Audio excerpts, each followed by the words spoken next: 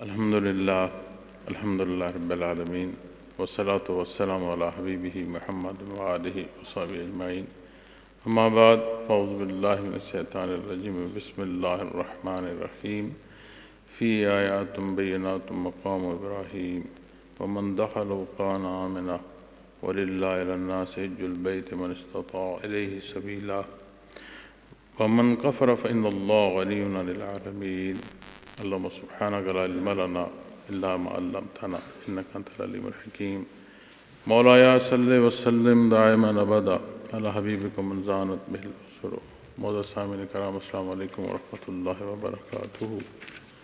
شاد باری تعالیٰ ہے، اس میں واضح نشانیاں ہیں جیسے ابراہیم علیہ السلام کے کھڑے ہونے کی جگہ، اور جو اس مبارک گھر میں داخل ہوا امن پا گیا، اور اللہ کا لوگوں پر حق ہے کہ جو اس گھر تک جانے کی استطاعت رکھے اس گھر کا حج کرے، اور جو کفر کرے تو یقیناً اللہ جہانوں سے بے نیاز ہے۔ متصل پہلی آیہ کریمہ میں بیت اللہ شریف کے حوالے سے اللہ کریم نے ارشاد فرمایا ان اول بیت وضع للناس للذی ببکۃ مبارکا وہدی للعالمین۔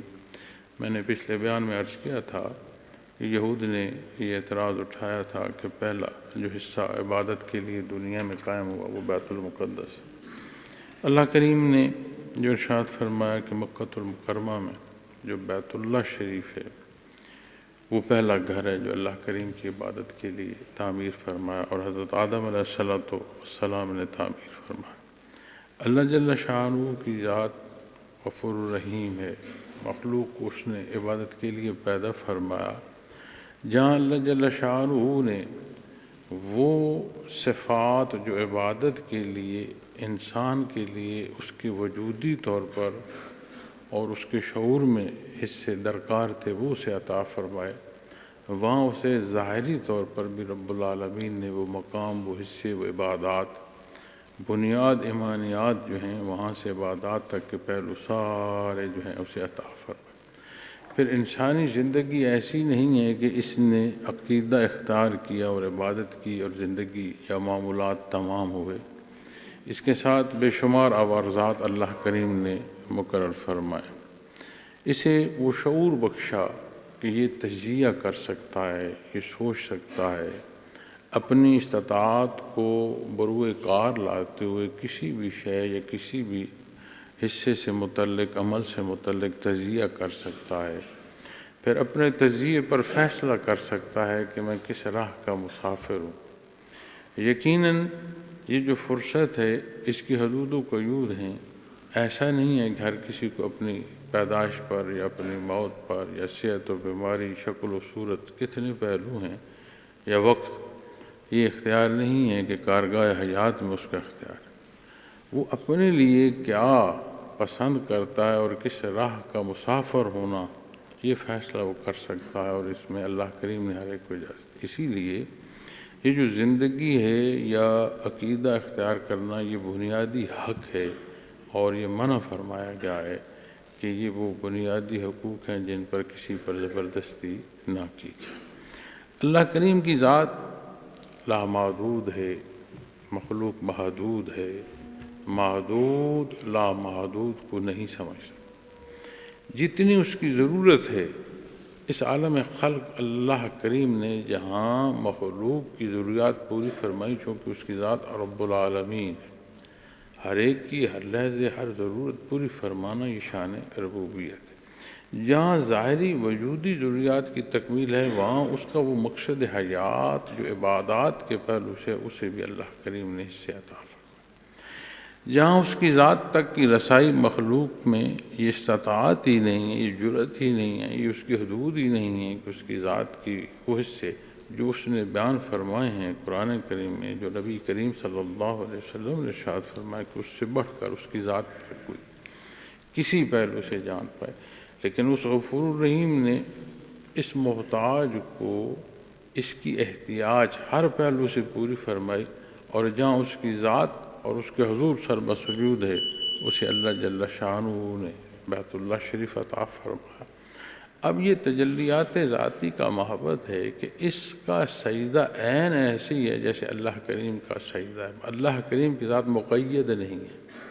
اسی طرح ہم ہاتھ اٹھاتے ہیں آسمانوں کی طرف، عرش کی طرف، قرآن کریم میں بھی ہے کہ تمام نظم کے بعد متمکن ہوئے عرش پر اللہ کریم، لیکن اس سے بھی مراد یہ نہیں ہے کہ کسی ایک جگہ کو مخصوص کر دیا جائے کہ اللہ جل شانہ کی ذات ہے وہ محدود ہے نہیں، ایک کسی ایک حصے کسی ایک مقام میں مخصوص نہیں کر سکتا۔ ہر جگہ ہر لحظے اس کی ذات موجود ہے، اس کی ذات علیم ہے اور قادر مطلق ہے، کلی اختیار اس کا ہے، جیسے جو جب چاہے وہ کر سکتا ہے۔ مخلوق پابند ہے، محتاج، اور وہ بے نیاز۔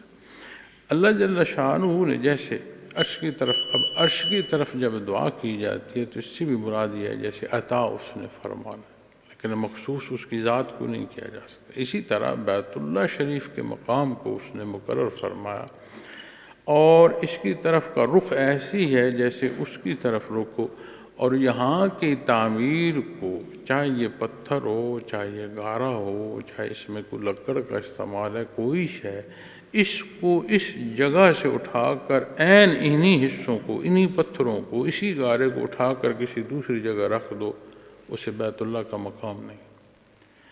عین یہ جو مقام ہے اسے یہ شرف بخشا ہے اللہ کریم نے بیت اللہ کا، اور یہ وہ پہلا گھر ہے جو لوگوں کے لیے اللہ کریم نے مقرر فرمایا۔ اور بڑی بنیادی بات ہے معزز سامعین کرام، انسانی زندگی میں عقیدہ بڑی بنیادی حیثیت رکھتا ہے۔ آج کی جدت میں آپ جہاں تک دنیا میں چلے جائیں، لوگوں کے پاس وسائل ہوں گے، لوگوں کے پاس ذرائع اور اعلیٰ ذرائع ہوتے چلے جائیں گے، لیکن جہاں بنیاد عقیدے کی نہیں ہے نا جی، فیتھ جسے کہتے ہیں وہ نہیں ہے، وہاں وہ ڈگمگاتا ہے۔ ہر شے کے ہونے پر بھی اسے زندگی بے معنی لگتی ہے، اسی لیے اس کو سکون میسر نہیں آتا۔ اس لیے سکون میسر نہیں آتا کہ جیسے وجود کی ضرورت خوراک ہے، اسی طرح روح کی ضرورت جو ایمان اور عبادت ہے۔ جب اس کا وہ بنیادی تعلق منقطع ہو جاتا ہے تو یہاں ہمارے پاس اب روشنی ہے، اس روشنی کا تعلق آپ منقطع کر دیں تو بھلے اس کا بلب بھی سلامت رہے، بھلے اس کی تار بھی سلامت رہے، لیکن یہ روشنی نہیں دے گی۔ لیکن اگر ان تمام حصوں کے ہوتے ہوئے اسے آپ بجلی سے منسلک کرتے ہیں تو یہ روشن ہو جائے گی، اس کے اندر ایسی چمک پیدا ہوتی ہے یہ گرد و پیش کو بھی روشن کر دیتی ہے۔ اسی طرح جب بنیاد ایمان نہ ہو، عبادات نہ ہوں، تو پھر وہ جو روح کی کمزوری ہے اس کا اثر یہ پیدا ہوتا ہے کہ جہان سارا بھی اس کے پاس ہو لیکن ایسے ہی ہے جیسے اس کے پاس کچھ نہیں۔ پھر اللہ کریم کا یہ احسان کہ اس نے بیت اللہ شریف کو مقرر فرمایا اور اس سے مخلوق کو اتنا کچھ عطا فرمایا، مبارک و مہدی للعالمین، برکت والا اور پاش ہدایت ہے جہانوں کے لیے۔ تو برکت والا اور ہدایت ہے جہانوں کے لیے۔ تو برکت میں وہ حصے جو قرب الہی اور رحمت باری تعالیٰ تک پہنچاتی ہیں اور نصیب ہونا سبب بنتے ہیں۔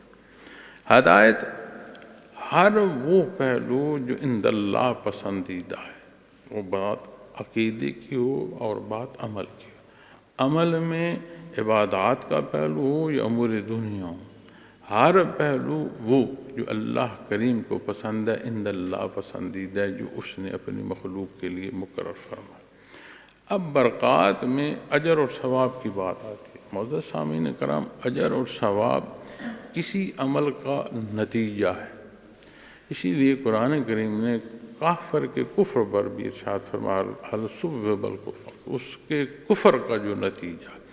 اب عمل صالح ہوگا تو اس کا جو نتیجہ ہے یا اجر اور ثواب ہے وہ اس بنیادی حصے کی شرف قبولیت ہے، اور مزید توفیق نصیب ہوتی ہے کہ بندہ اور سہل عمل کرتا ہے، ایسا عمل کرتا ہے جو اللہ کا پسندیدہ حصہ ہے۔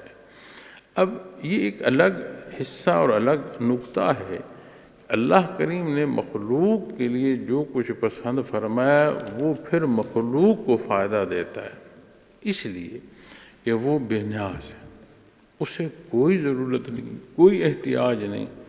مخلوق محتاج ہے، لمحہ لمحہ اور لحظہ لحظہ محتاج ہے، اور ہر پہلو سے محتاج۔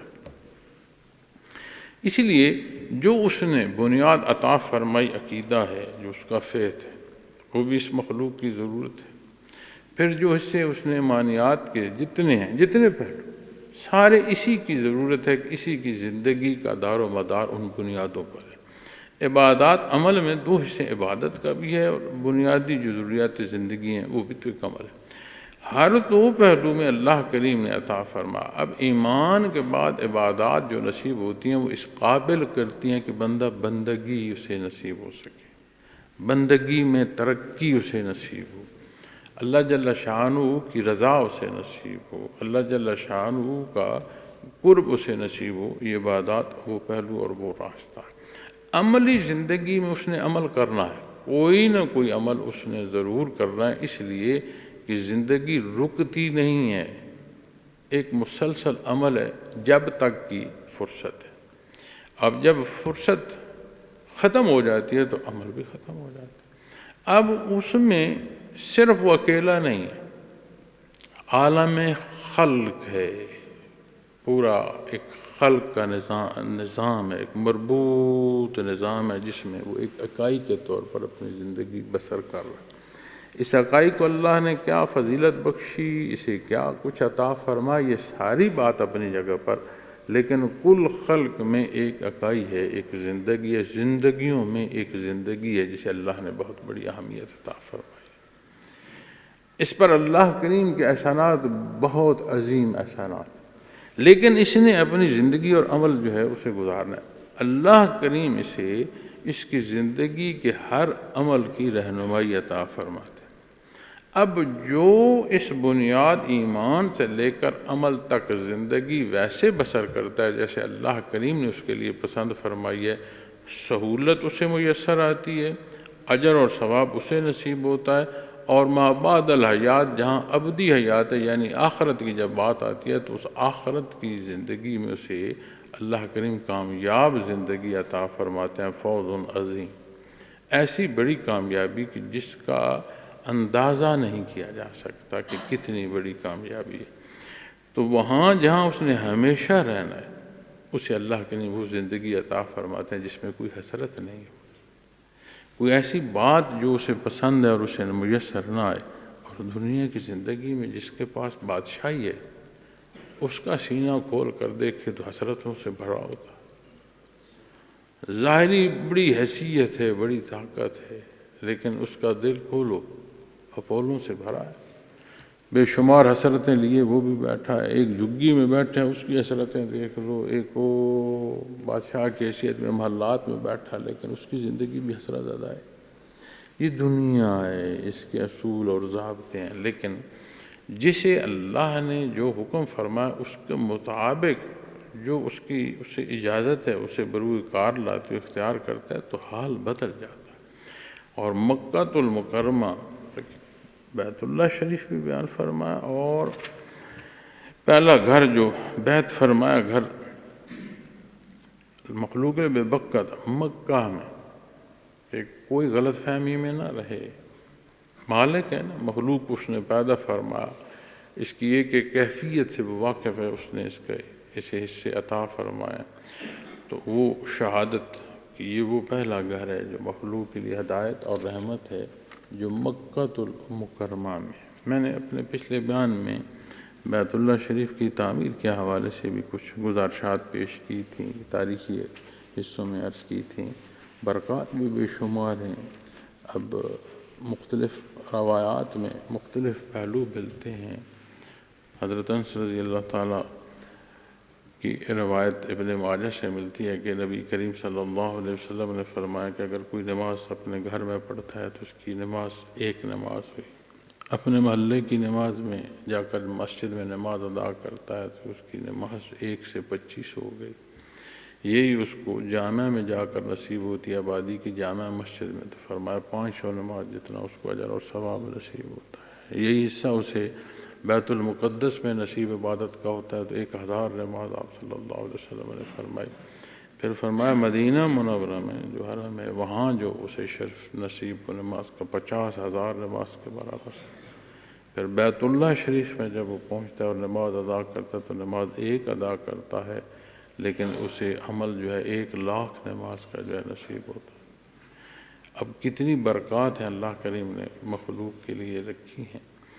یہاں جو نقطہ ہے یا جو بنیاد ہے، جو کچھ فرمایا گیا ہے ظاہری اور باطنی طور پر اس کے مطابق بندہ قائم رہے، اپنی تئیں پوری کوشش کرتا رہے، اللہ کریم سے استقامت مانگتا رہے، اپنی کمزوری اور کم مائگی کا جو احساس ہے یہ غالب رہے۔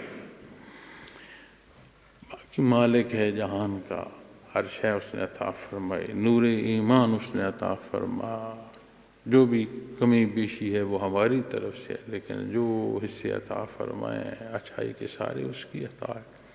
جس نے اتنا کچھ عطا فرمایا، جس کی شان ربوبیت سے کل مخلوق مستفید ہو رہی ہے، اس سے وہ توقع اور بھلائی کی، اس حق پر قائم رہنے کی، خاتمہ بالایمان ہونے کی، یہ برکات جو اللہ کریم نے بیت اللہ شریف کو عطا فرمائی، حد حرم کی تو برکات ہیں ہی ہیں، لیکن آپ غور فرمائیں کہ اسی زمین پر بیت اللہ شریف ہے، وہی فضائیں، وہی ہوائیں جو حرم سے ٹکراتی ہوئی گزرتی ہیں دنیا میں پھیل رہی ہیں، اور فرمایا قرآن کریم میں کہ جب وقت ہو تو رخ عین بیت اللہ شریف کی طرف کر لیا جائے۔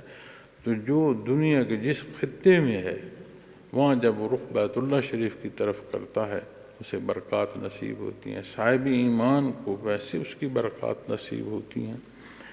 تو ہدایت ہے جہانوں کے لیے، یعنی اس محتاج کی احتیاج پوری فرما دیتا ہے، اسے وہاں منسلک ہونے کی ضرورت ہے۔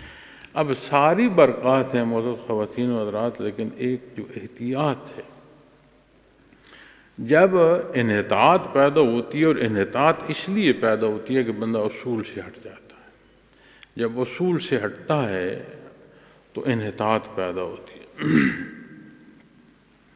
اسی طرح جب بحیثیت مسلمان ہم بعمل نہیں رہے، ہم عبادات میں بھی معاملات میں بھی کمزوری کرتے ہیں، اپنی خوراک کو نہیں دیکھتے کہ یہ پاک ہے یا نہیں۔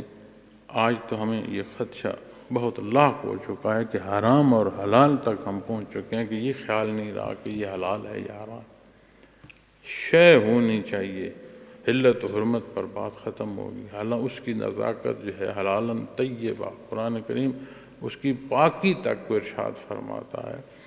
اب ایسے حصوں میں تو رواجات پیدا ہونا شروع ہو جاتے ہیں۔ آپ نے اہل کتاب سے متعلق قرآن کریم میں کتنے حصے تلاوت کیے ہیں کہ جو کچھ حق ہے اسے چھوڑ کر وہ خواہشات نفس کی پیروی میں لگے، تو جب رواجات کو داخل کیا تو وہ حب جو عبادت کی ہے اسے تقویت جھوٹ سے دیتے رہے، اور آگ سے آگ بجھتی نہیں ہے، بڑھتی ہے۔ تو یہاں جو نقطہ یا جو حصہ انتہائی ضروری اور لازم ہے کہ بیت اللہ شریف میں، حرمین شریفین میں اللہ کے گھر کی برکت قرآن فرما رہا ہے، حق ہے، نبی کریم صلی اللہ علیہ وسلم نے ارشاد فرمائی۔ اب وہاں کی حاضری اور جانا، اس سے اگر ہم رواجن لے لیں گے کہ جو پہنچا، بات جو پہنچے کی نہیں ہے، بات ساتھ ایمان اور صدق کی ہے، وگرنہ تو ایسے لوگ بھی رہیں جو بہت بڑے بدبخت ہوئے ہیں جن کی زندگی بیت اللہ کے سائے میں بسر ہے۔ بیت اللہ شریف میں جانا، اندر داخل ہونا، واپس آنا، کسی کو داخل ہونے دینا نہ ہونے دینا، ابو جہل کا اختیار نہیں تھا تو کیا تھا؟ تو رہا بیت اللہ میں، کیا وہ حرم میں نہیں تھا؟ لیکن وہ اصول اور ضابطہ جو اللہ نے دیا ہے اس کے مطابق ہے، رواج میں۔ تو جب وہاں تک کی بات آتی ہے تو وہاں کی جو حرمت ہے، وہاں کا جو لحاظ ہے، ساری عبادات، کیوں؟ اس لیے کہ اللہ کی عبادت ہے، اس سے مخلوق توقع رکھ رہی ہے، رب کائنات سے، اللہ جل شانہ کی ذات سے تو اس کی نزاکت کو بھی سمجھنا۔ تو وہاں جب ہم جاتے ہیں حرمین شریفین میں، جو ہمارا انداز، عبادت کا انداز، آگے پیچھے ہٹنے جانے کا انداز، یہ جو ہم مسجد میں خیریت پوچھتے ہیں نا دوسرے سے کہ ہاں بتائیں آپ کی طبیعت کیسی ہے، آپ اسے فقہ سے دیکھیے گا، آپ حیران ہو جائیں گے کہ یہ منع ہے۔ کیوں؟ یہ ذاتی جو گفتگو ہے، ذاتی حصے کی گفتگو خانہ خدا میں نہیں، وہ عبادت کے لیے جگہ ہے۔ ہم بیٹھ کر جو ایک دوسرے کے حالات اور خیالات پوچھ رہے ہوتے ہیں، دین منع فرماتا ہے، یہ مسجد کی حرمت کے خلاف چلی جاتی ہے۔ تو جب وہاں حرمین شریفین کی بات آتی ہے تو معزز خواتین و حضرات، پھر اس کی حرمت کیا ہے؟ تو سارا اللہ کا گھر ہے، اللہ کے حکم کے مطابق ان چیزوں پر عمل ہے۔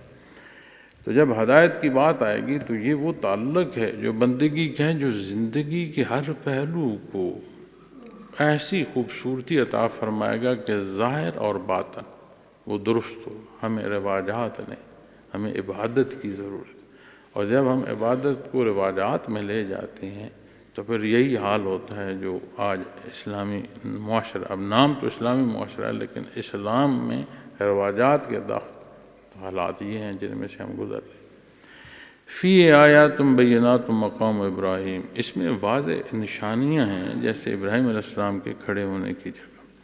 میں نے پچھلے بیان میں بھی یہ ساری تفصیل عرض کی تھی کہ یہ جگہ اور یہ پتھر کیسا ہے کہ جہاں سے اللہ کریم نے تعمیر نو کا سبب اسے فرمایا۔ حضرت ابراہیم علیہ السلام اس پتھر پر کھڑے ہو کر تعمیر فرماتے رہے، چونکہ عمارت بڑی ہے اور وہاں تک کی رسائی، تو وہ پتھر ایسا تھا کہ کچھ چیز ضرورت ہوتی تو وہ نیچے آ جاتا اور حضرت اسماعیل علیہ السلام اس چیز پکڑا دیتے۔ حضرت ابراہیم علیہ السلام اس پتھر کو، اس غارے کا استعمال جہاں تھا وہاں کرتے، جتنی بلندی کی ضرورت ہوتی، جتنا گرد جانے کی ضرورت ہوتی، وہ پتھر گردا گر رہا، اور اللہ نے اسے بھی محفوظ رکھا۔ آج بھی ہم اسے دیکھتے ہیں کہ عین بیت اللہ شریف کے سامنے مقام ابراہیم ہے، اور جو لوگ وہاں زیارت کے لیے جاتے ہیں، حج اور عمرہ کے لیے جاتے ہیں، انہیں یہ زیارت نصیب ہوتی ہے۔ تو یہ وہ حصہ ہے کہ اللہ کریم نے نشانیوں میں جسے بیان فرمایا ہے، اور اپنے حضرت ابراہیم علیہ السلام کا تذکرہ قرآن کریم میں کتنے پہلوؤں سے ملتا ہے، اور یہ بھی شرف اللہ کریم نے انہیں عطا فرمایا۔ وَمَن دَخَلَهُ كَانَ آمِنًا، اور جس مبارک گھر میں داخل ہوا امن پا گیا۔ اور نشانیوں میں جب آپ بات کرتے ہیں تو شعائر میں صفا و مروہ کو بھی قرآن کریم نے دوسری جگہ پر بیان فرمایا۔ حد حرم امن دی گئی جگہ ہے، تو یہاں جھگڑا منع ہے۔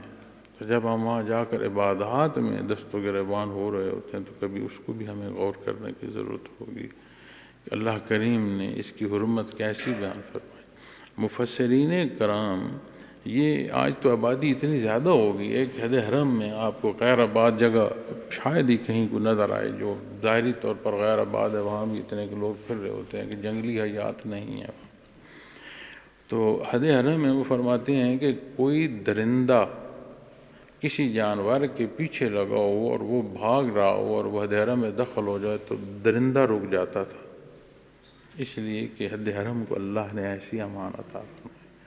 تو وہاں پر جو کوئی غلطی اور کوتاہی کرتا ہے اس کے لیے جو اطلاق ہے کہ اس کو گرفتار کرنا یا پکڑنا، اس پر بھی علماء کرام بڑی نزاکت بیان کرتے ہیں۔ اب چہ جائے کہ ہم حد حرم میں جب عبادت کر رہے ہوں تو وہاں ہماری غلطیاں جو ہیں اور ہمارے جو تجاوزات ہیں اور باریکیاں ہیں ان کا ہم لحاظ نہ رکھیں تو کتنا نازک موضوع ہو جائے گا۔ اس جگہ کو اللہ کریم نے امن عطا فرمایا ہے، اور مخصوص وقت میں اجازت ہے، مخصوص حالات میں اجازت ہے، وگرنہ یہاں کوئی بھی دسترس نہیں کی جا سکتی۔ فرمایا وَلِلَّهِ عَلَى النَّاسِ حِجُّ الْبَيْتِ مَنِ اسْتَطَاعَ إِلَيْهِ سَبِيلًا، اور فرمایا اللہ کا لوگوں پر حق ہے کہ جو اس گھر تک جانے کی استطاعت رکھے اس گھر کا حج کرے۔ حج بنیادی ارکان میں سے ہے، لیکن جیسے روزہ ہے استطاعت، اسی طرح حج کی فرضیت بھی استطاعت کے ساتھ ہے۔ اب اللہ کا حق ہے، غفور الرحیم ہے، یہ ذمہ داری ہے مخلوق کی، یہ بنیادی حصہ ہے، اس کے ذمہ ہے کہ مالک کے حضور سر بسجود ہو، اس کی عبادت کرے۔ اچھا، یہ مزاج انسانی ہے، آپ غور فرمائیں کہ جو کہتا ہے نا میں کسی کو نہیں مانتا، ایسے بھی ملحد لوگ ہیں، ایسے بھی منکر لوگ ہیں کہ جو کلی انکار میں ہیں، کسی کو نہیں مانتے، وہ بھی کہیں نہ کہیں مان رہے ہوتے ہیں۔ وہ لوگ، وہ قبائل، تاریخ آج کی حیات آپ کو شہادت دے گی کہ جو ناحق ہیں، کوئی درختوں کو پوج رہا ہے، کوئی سمندروں کو پوج رہا ہے، کوئی جانوروں کو پوج رہا ہے، کوئی چاند ستاروں کو پوج رہا ہے، کیا ہے بھائی یہ جو بتوں کو پوج رہے ہیں کیا ہے؟ وہ بنیادی حصہ جو اس کے اندر عبادت کے لیے اللہ نے رکھا ہے، اس کے اندر جز موجود ہے، اور وہ اس کی بنیادی تخلیقی حصہ ہے۔ ہر پیدا ہونے والا جو بچہ ہے، اس کا جو قلب ہے، وہ اس حصے پر پیدا ہوتا ہے جو اللہ نے اسے عطا فرمایا۔ اب وہ کس راہ کا انتخاب کرتا ہے یہ الگ موضوع ہے، پھر جس راہ کا انتخاب کرتا ہے اس طرح کا اس کا سفر ہوتا ہے، پھر جیسا سفر ہے، جس راستے کو لیا منزل بھی تو ویسی ہوگی نا۔ اس منزل پر جب پہنچتا ہے، جس منزل کا چناؤ کیا، جس راہ کا انتخاب کیا، پھر اس طرح کے نتائج کو وہ پہنچتا ہے۔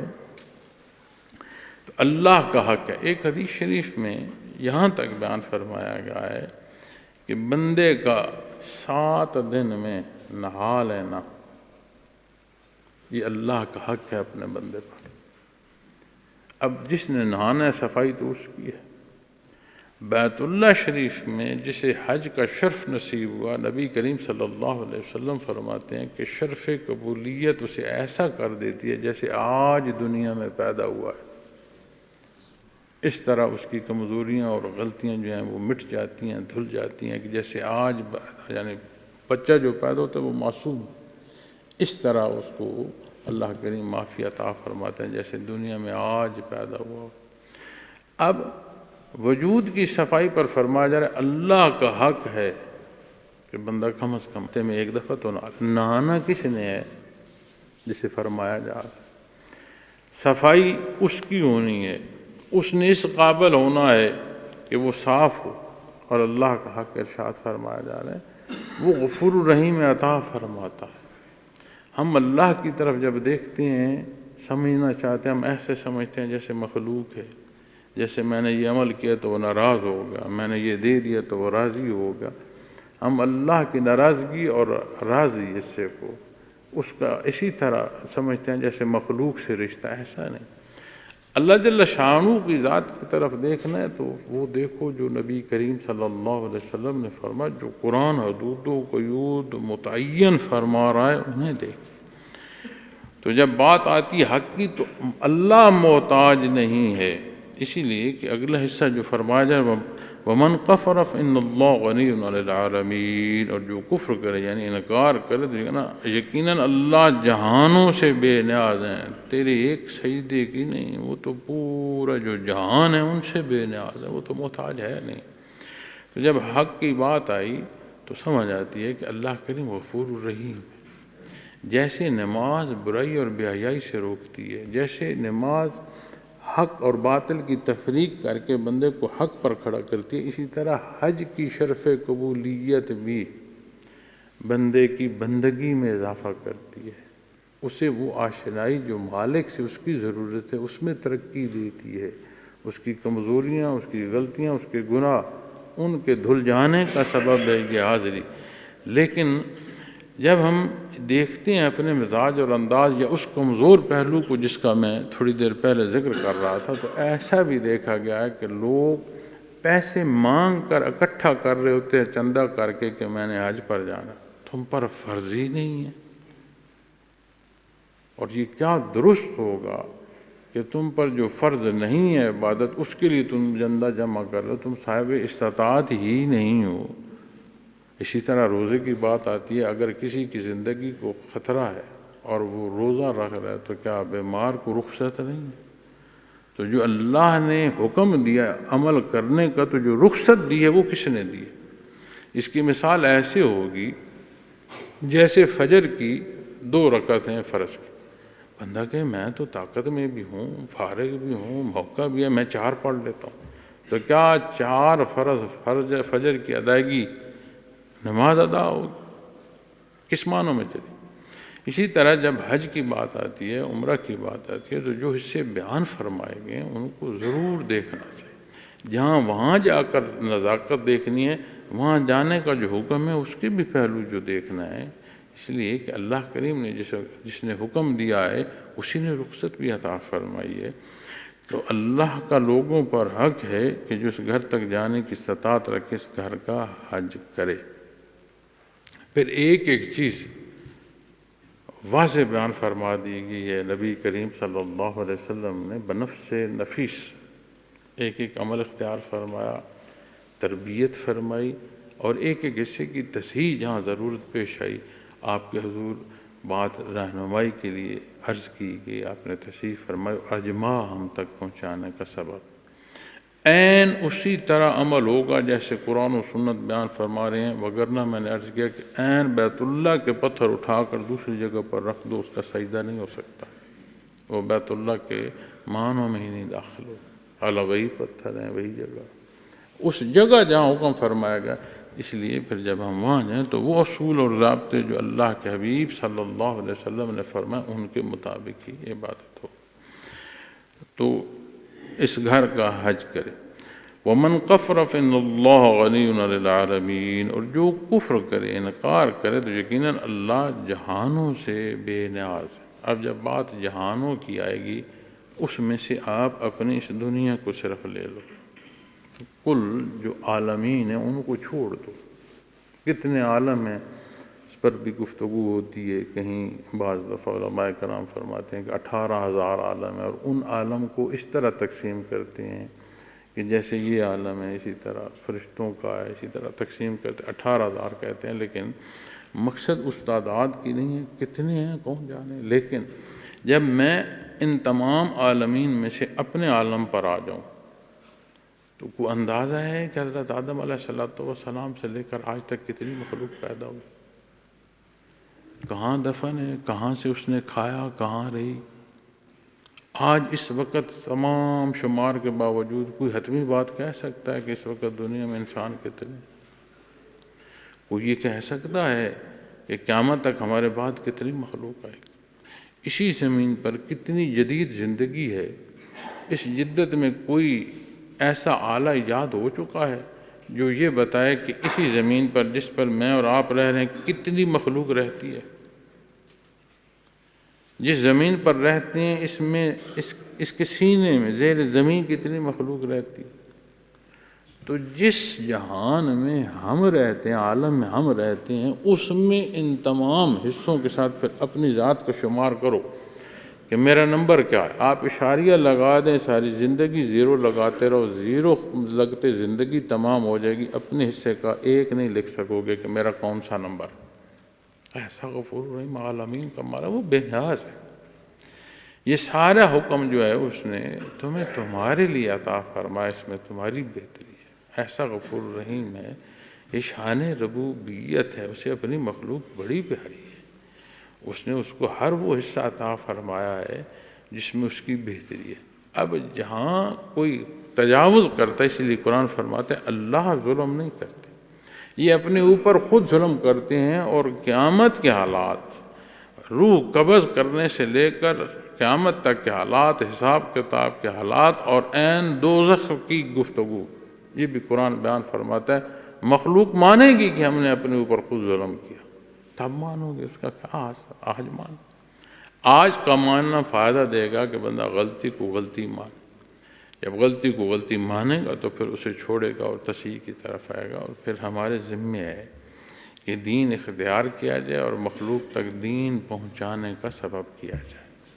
اس میں ذات کی بات نہیں، لیکن اگر کوئی مقرر، کوئی پیر صاحب، کوئی بزرگ، کوئی عالم، ہم اپنے فضائل میں لگ گئے، اپنی ذات میں لگ گئے، معاملہ اور ہوتا چلا جائے۔ ذات ہمیشہ یاد رکھیں ایک ہی ہے، اور وہ اللہ کی ذات۔ کیسے کون سی حدود ہیں، یہ سارا در مصطفیٰ سے نصیب ہوتا ہے، اور کوئی راہ نہیں۔ اور اللہ کا شرف عطا اس نے ہمیں کیا، عطا فرمایا کہ ہمیں اللہ نے یہ شرف بخشا کہ ہم امتی ہیں آپ صلی اللہ علیہ وسلم۔ قرآن ہمیں مخاطب فرماتا یا ایھا الذین آمنوا، کتنے اعزاز کی بات، اور پھر یہ فرصت ہے جس میں میں اور آپ اپنی زندگی بسر کریں۔ اب جب انکار کی بات آئی تو اس مالک نے مخلوق کو پابند نہیں فرمایا، بڑے بڑے منکر رہے، خدائی کے دعوے دار رہے، جب تک کہ ان کی فرصت تھی وہ زندگی انہیں نصیب رہی۔ اللہ کی دی گئی سانس، اسی کی فضاؤں سے وہ اپنا حصہ لیتے رہے، اسی کی دھرتی پر وہ قدم اٹھاتے رہے، اور اسی کی خوراک جو اس نے ان کا حصہ لکھا وہ وصول کرتے رہے۔ صفت رحمانیت سے ہر کوئی معزز سامعین کرام مستفید ہوتا رہا، لیکن جب تک کی فرصت ہے، اور جس دن فرصت تمام ہوئی اس دن پھر یہ حصہ ختم ہو گیا کہ وہ پلٹ سکے، چونکہ اس نے اپنی فرصت کا فائدہ نہیں اٹھایا، اس نے اپنی فرصت سے جائز حصے جو ہیں انہیں اختیار نہیں فرمایا۔ تو جو انکار کرتا ہے کرے، لیکن اس انکار کا پھر جو نتیجہ ہوگا وہ پھر اسے بھگتنا ہوگا، اس لیے کہ اللہ جو جہانوں سے بے نیاز ہے اس کی محتاجی نہیں۔ پھر اپنی تمام عبادات کو آپ دیکھیے، بنیاد ایمان، میں نے پہلے ابتداً عرض کیا کہ میں نے دنیا بڑی حیثیتیں دیکھی، لوگوں کے پاس مال و دولت بھی دیکھا، وسائل بھی دیکھے، بے شمار سہولیات بھی دیکھی۔ جس کا عقیدہ کمزور ہے، یقین مانے جہان اس کے پاس ہے لیکن سکھ اس نے نہیں پایا۔ کیوں؟ کہ اپنی روش پر نہیں ہے، جو فطرت ہے انسانی اس فطرت پر وہ نہیں ہے۔ اب جس کی بنیاد ہے، جسے یہ فیت نصیب ہو، جسے عقیدہ نصیب ہو، اس کی زندگی کو معنی نصیب ہو جاتا ہے۔ کیوں؟ ہر کام کے لیے اس کے پاس بات ہے، کیوں کر رہا ہوں، اس لیے کر رہا ہوں، اس کے کرنے سے کیوں ہوگا، اس کے کرنے سے یہ ہوگا۔ اور صرف یہاں کی بات نہیں، عبد آباد زندگی کو معنی ایمان سے نصیب ہوتا ہے، یہ یاد رکھیے، ورنہ زندگی بے معنی ہو جاتی۔ اسی لوگ بے شمار دولت ہونے کے باوجود خودکشیاں کر رہے ہیں۔ اب ہم اپنی زندگی کی جو کمزوریاں اور تکالیف دیکھتے ہیں، ہمیں دیکھنے کی یہ ضرورت ہے کہ وہ جو ایمانی حصہ ہے وہ اس پر ہم کہاں ہیں، بنیاد جو عقیدہ ہے اس میں خلل نہ ہے۔ پھر جو عبادات ہیں، سودے تو نہیں کر رہے، ہم نماز پڑھ رہے ہوتے ہیں، پریشانیاں سوچ رہے ہوتے ہیں کہ نماز بھی پڑھوں گا تو وہ پریشانی دور ہو جائے گی، روزہ رکھوں گا تو یہ ضرورت پوری ہو جائے گی۔ جو حکم عبادت کا اس کے مطابق رکھو، جو منکر ہیں اس نے تو انہیں بھی عطا فرمایا۔ اپنے ٹوٹے پھوٹے ہم جو رکوع سجود کر رہے ہیں انہیں پھر ہم سودوں میں لے جائیں تو کتنی کمزور بات ہوگی۔ اللہ کریم غفور رحیم ہے، ہماری غلطیاں ہماری گناہ معاف فرمائیں، توفیق عمل عطا فرمائیں اور حفاظت الہی عطا فرمائیں۔ بڑے کمزور لوگ ہیں، اللہ جل شانہ میرا آپ کا ہم سب کا حامی و ناصر ہو۔ وآخر دعوانا الحمدللہ رب العالمین۔